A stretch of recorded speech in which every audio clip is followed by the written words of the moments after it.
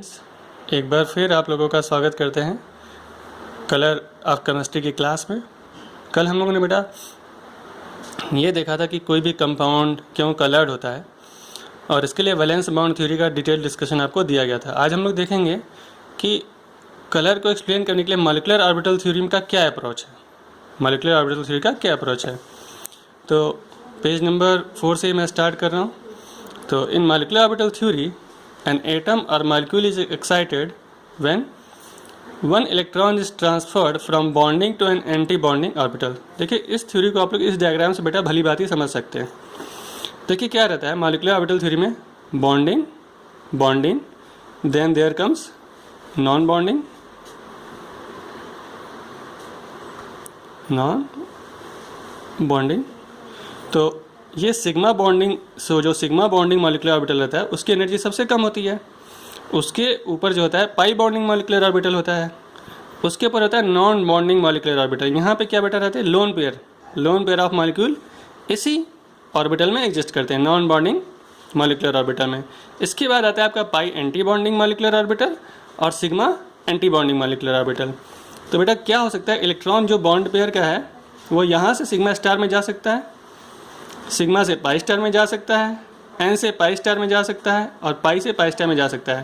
तो there are various possibilities of transition ना। तो following type of transitions can occur, sigma to sigma star, sigma to pi star, n to pi star, n to sigma star. अब sigma to sigma star, अब देखो मैंने यहाँ पे energy लिखा भी है, तो इसका मतलब ये है कि इलेक्ट्रॉन जो यहाँ से वहाँ ट्रांसफर होगा। तो sigma to sigma star transfer का क्या मतलब है, when a sigma bonding electron is transferred to an anti bonding sigma orbital. जब सिग्मा बॉन्डिंग से सिग्मा एंटी बॉन्डिंग में जाएगा तब। अब ऐसे ट्रांजिशंस कहाँ होंगे, ऐसे ट्रांजिशंस वहाँ होंगे जहाँ पे केवल सिग्मा बॉन्ड हो। पाई बॉन्ड होगा तब भी हो सकता है लेकिन वो उतना प्रोमिनेंट नहीं होगा। तो जैसे एल्केन्स होते हैं, एल्केन्स में क्या होता है बेटा, जैसे एल्केन का मतलब क्या है, मेथेन प्रोपेन से है, तो वहाँ पे क्या हो सकता है, केवल इसी तरह का ट्रांजिशन होगा। अब आते हैं पाई टू पाई स्टार। अब pi to pi star transition कहाँ होगा, जहाँ पे पाई बॉन्ड हो। ध्यान दे, जहाँ पे पाई बॉन्ड होंगे वहीं पे इस तरह का ट्रांसफर होगा। एक चीज़ और ध्यान दो बेटा, अगर sigma to sigma star transition होगा तो एनर्जी का रिक्वायरमेंट ज़्यादा है और पाई टू पाई स्टार ट्रांजिशन होगा तो एनर्जी का रिक्वायरमेंट क्या है, कम है। तो अगर पाई बॉन्डिंग मॉलिक्यूल है तो वहाँ पे सिग्मा ट्रांजिशन क्या होगा, जब हमारा कमी एनर्जी में काम चल जा रहा है तो ज़्यादा एनर्जी क्यों हम लेंगे, तो पाई टू पाई स्टार ट्रांजिशन होगा। और अगर ई बेटा कम होगा तो लैम्डा बढ़ेगा। ध्यान देंगे, इफ़ ई इज़ लेस मतलब एनर्जी इज़ लेस तो क्या होगा, लैम्डा क्या होगा हमारा, लैम्डा बढ़ेगा। सॉरी, अगर एनर्जी कम होगा तो लैम्डा क्या होगा, बढ़ेगा। ई बराबर एस/c बाई लैम्डा होता है। तो ई क्या होगा, अगर ई कम होगा तो लैम्डा क्या होगा, बढ़ेगा। मतलब हमको रेड शिफ्ट, मतलब विजिबल की तरफ हम जाएंगे ना, अल्ट्रा वायलेट से विजिबल की तरफ हम बढ़ेंगे। कल भी हम लोगों ने रेड शिफ्ट का डिस्कशन किया था। तो इस तरह से पाई पाई स्टार ट्रांजिशन कहाँ होगा, एल्कीन में होगा। अब आते हैं नेक्स्ट बेटा हम लोग पेज 5 पे। पेज 5 में क्या हमने दिया, n to pi star transition दिया है। अब नॉन बॉन्डिंग इलेक्ट्रॉन कहाँ होंगे, जैसे कार्बोनिल में रहता है नॉन बॉन्डिंग, ऑक्सीजन के इलेक्ट्रॉन जो नॉन बॉन्डिंग में है, या थायो कंपाउंड में, या फिर साइनाइड जैसे कंपाउंड में। इन सब में आपका पाई टू पाई स्टार और n to pi star transition possible है। अच्छा, यहाँ पे लिखा out of large number of possibilities only the following transitions are allowed. तो ढेर सारी पॉसिबिलिटी, जैसे सिग्मा टू पाई स्टार भी हो सकता है, लेकिन सिग्मा टू पाई स्टार देखो मेंशन नहीं है। Sigma n to sigma star हो सकता है, एन टू पाई स्टार भी हो सकता है, दोनों पॉसिबिलिटीज़ यहाँ पे ली गई है। पाई टू सिग्मा स्टार भी हो सकता है लेकिन वो पॉसिबिलिटी नहीं ली गई है। तो ये 4 ट्रांजिशन मेन बेटा ये ऑकर होते हैं। और ये क्या बेटा, एनर्जी का भी ऑर्डर, जैसे सिग्मा टू सिग्मा स्टार में मैक्सिमम एनर्जी लगेगी और एन टू पाई स्टार में सबसे मिनिमम एनर्जी लगेगी। क्यों, इसको हम लोग एनर्जी गैप के आधार पर समझ सकते हैं। अगर एनर्जी गैप ज़्यादा है, अगर एनर्जी गैप ज़्यादा है तो एनर्जी ज़्यादा लगेगी। ये देखो energy gap sigma to sigma star का इतना ज़्यादा है, सिग्मा टू पाई स्टार का कम है, एन टू पाई स्टार का और कम है ना। तो इसी हिसाब से ट्रांजिशंस होंगे। अच्छा, अब आते बेटा डाइस पे थोड़ा डिस्कशन करते हैं। डाइस मतलब क्या, डाइस मतलब ऐसे कंपाउंड जो डाई की तरह काम करें। जैसे हम लोग के कपड़ों का कलर है बेटा, जैसे कोई ब्लैक है, कोई ब्लू है, कोई रेड है, तो इसके लिए कोई डाई यूज़ होती है ना। तो डाई का क्या क्या प्रॉपर्टी होता है, सबसे पहले ये हम लोग को देखना पड़ेगा। तो सबसे पहले क्या, इसका एक सूटेबल कलर होना चाहिए ना, कि रेड हो ब्लू हो तो उसी डाई को।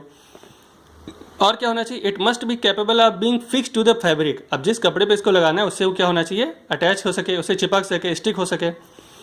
The fix dye must have fastness property. Fastness property is very important class. क्यों, फास्टनेस का मतलब ये, फास्टनेस टू लाइट का मतलब ये नहीं कि अब लाइट पड़ी तो वो कलर क्या हो, फेड हो जाए, ऐसा नहीं होना चाहिए। फास्टनेस टू लाइट का मतलब है कि लाइट के लिए रेजिस्टेंस हो।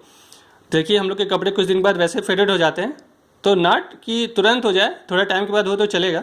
तो फास्टनेस टू लाइट का मतलब ये है कि लाइट पड़ने पे कलर हमारा चेंज ना हो। उसके बाद resistance to the action of water, ये नहीं कि पानी डालने पे, आप जानते हैं कॉटन जब भी धुलते हैं पानी में वो कलर फेड करता ही है, लेकिन इट डिपेंड्स कि how many times after washing the colour the colour becomes decolourised, मतलब कलर कितने बार, तो उसको मानते हैं कि वो अच्छी डाई है जो धीरे धीरे उसमें से निकलती है। और आजकल तो ऐसे भी कपड़े आ गए जिसमें से कलर कभी छूटता नहीं, you know it very well. अब आते बेटा हम लोग पेज नंबर 6 पे। अब बेटा मेनली सिंथेसिस का डिस्कशन है, तो सिंथेसिस पार्ट को मैं थोड़ा जल्दी कवर करूँगा।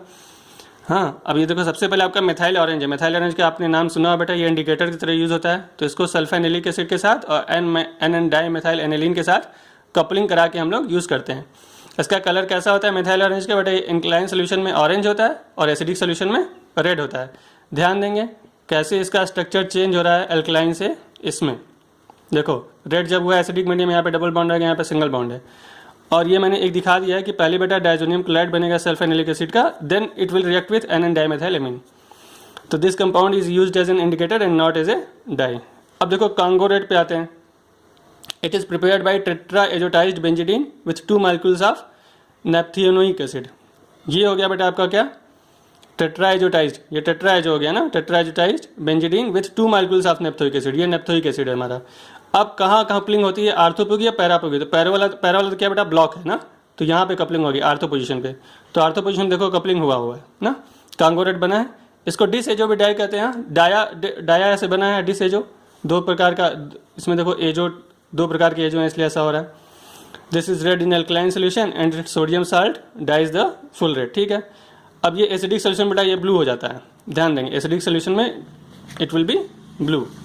अब आते हैं जरा नेक्स्ट पे, पेज नंबर 7 पे। अब प्रिपरेशन ऑफ मैलेकाइट ग्रीन को देखते हैं जरा। तो प्रिपरेशन ऑफ मैलेकाइट ग्रीन बेटा क्या जाता है, फॉर्मल्डिहाइड और डाईमिथाइल एनिलीन से, एन डाईमिथाइल एनिलीन से। तो सल्फ्यूरिक एसिड से पहले क्या बनता है, ल्यूकोबेस बनता है। देखो ये क्या है, कलरलेस कंपाउंड है। क्यों, देखो यहाँ पे कंजुगेशन है नहीं। ऑर्गेनिक केमिस्ट्री में वही कंपाउंड मोस्टली कलर्स हो करते हैं जो कलर्ड रहते हैं। कल हम लोगों ने वीबीटी में इसको पढ़ा भी था।